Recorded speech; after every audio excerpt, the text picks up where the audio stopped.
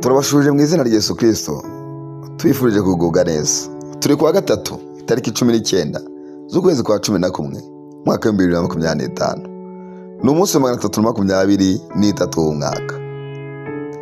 Iri mfasha ry'umunsi turi ku gice cya 399. Muri kumwe na Fulgence Mutabaruka. Uyu munsi turagana kuri topic n'ubundi ivuga ngo gukoresha ubutware. Tumaze iminsi tuyiganiraho, ariko kandi ndumva wizera muri aya magambo. Kandi niba ufite comment wadusangiza, niba ufite icyo biziho waba warakoreye muri ijambo, cyangwa se ikindi gihe waba rigeze gukoresha ubutware, udusangiza muri comment, kuko hari abandi byafasha. Imana iguhe umugisha. Rero uyu munsi turasoma ijambo ry'Imana dusanga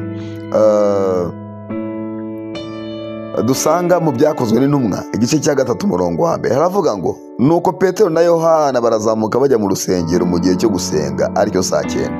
Hari umuntu wari uvutse aremaye ibirenge, yarahekaga agashyirwa ku irembo ry'urusengero ryitwa Ryiza, kugira ngo asabirize abinjira mu rusengero. Abonye Petero na Yohana bagiye kwinjira mu rusengero, arabasaba ngo bamuhe. Petero na Yohana baramutumbira. Petero aramubwira ati uturebe, abita bagira ngo hari icyo bamuha.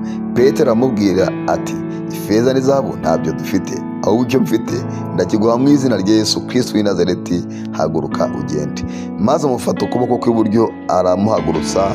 Uwo mwanya ibirenge bye n'uwo mbagari birakomera, arabadaduka, arahagarara, aratambuka, yinjirana nabo mu rusengero, atambuka yitera hejuru ashima Imana.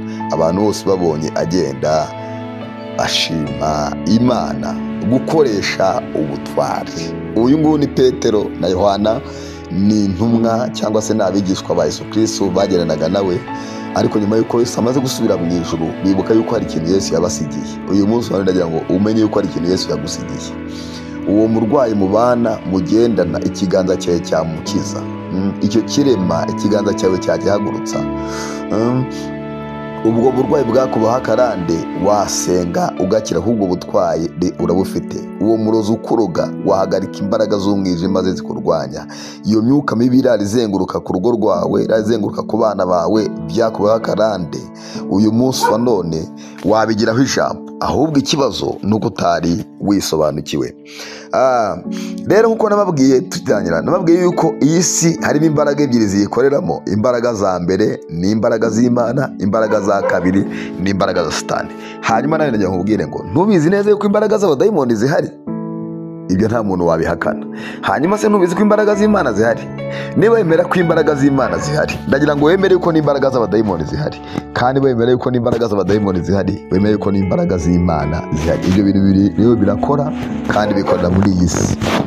Hanyuma rero ndagira ngo rero turebye cyangwa twigiye kuri Petero na Yohana, abangana nabo barisobanukiye. Bageze ku irembo basanze umuntu usabiriza, ntacyo bari bafite. Aravuga ati nubwo turi abakene rwose dukorera Imana, ntidufite ibifatika, nta mafaranga dufite, ntacyo dufite. Aravuga ati hari ikintu kimwe dufite.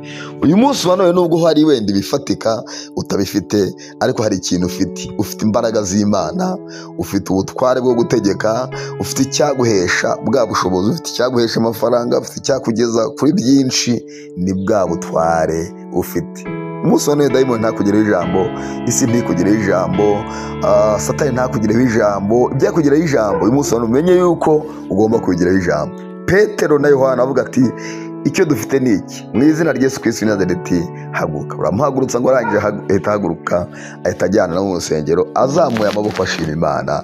Abantu batangira kumubona ashima Imana, nabo bashima Imana. Imana mu ijuru igushoboze kwisobanukirwa mu izina rya Yesu. Sengeye mwene data, here umunsi wa none utwara ufite n'ubushobozi arabufite, ariko ntiyari abizi. Reka uhereye umunsi wa none, kuko yisobanukiwe, umushoboze gukoresha ubutware, kandi umushoboze gutinyuka ukorane byinshi nawe mu izina rya Yesu. Amen. Muhaye